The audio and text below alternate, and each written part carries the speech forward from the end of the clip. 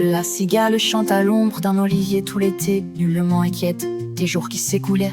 Mais un jour, la brise s'installa dans son quartier, emportant toutes les vivres de son garde-manger. Pas une seule petite bête, ni un petit moucheron ne lui restait. Elle commença à souffrir de faim et de privation. Elle décida d'aller voir son amie la fourmi pour lui demander de partager sa petite réserve. Elle lui promit qu'à la saison suivante, elle lui rendra son aide bienveillante. Je te paierai, lui dit-elle, avant l'automne, intérêt est principal fidèle. La fourmi prudente et travailleuse allait amasser des provisions durant tout l'été. Voyant la cigale malheureuse, elle la regarda avec méfiance et fermeté. Que faisais-tu durant les beaux jours, Amande? Demanda la fourmi à la cigale avec un sérieux discours. Je chantais de ton déplaise et je profitais du temps estival sans détour. Puvillaise, tu chantais? J'en suis fort aise et bien farandole maintenant.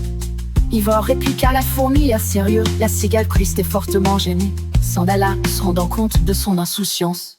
Une ondée s'abat sur son maigre logement. Sous la pluie, elle fondait désarmée, cherchant un petit coin pour se protéger. Hélas, l'orage s'abat sur le sous-bois déjà fortement mouillé.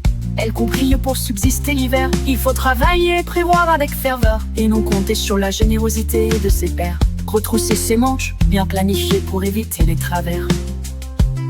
Et la cigale, déçue par le refus de son ami, décida de cueillir sa nourriture ailleurs.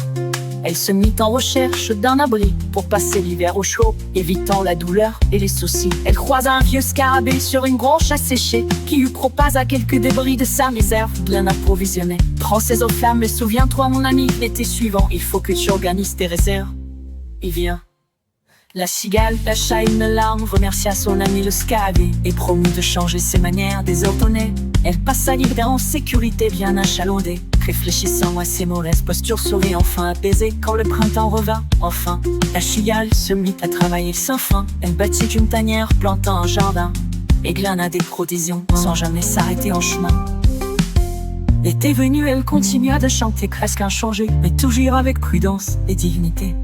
Elle se souvenait des jours noirs et de la famine, et voulait éviter une nouvelle flânerie et une autre errance. L'hiver suivant, elle était prête, ses réserves bien pleines, elle était satisfaite. Elle alla rendre visite à la fourmi et voulait éviter une nouvelle flânerie et une autre errance. L'hiver suivant, elle était prête, ses réserves bien pleines, elle était satisfaite. Elle alla rendre visite à la fourmi à plateau au temps sec, et lui montra son garde-manger bien rempli mais sans dette. La fourmi, émue par cette mutation, la félicita pour sa résolution et son dévouement. Elles deviendront amies, partagées souvent leurs histoires, leurs chants et leurs leçons en même temps. Ainsi la cigale apprit à équilibrer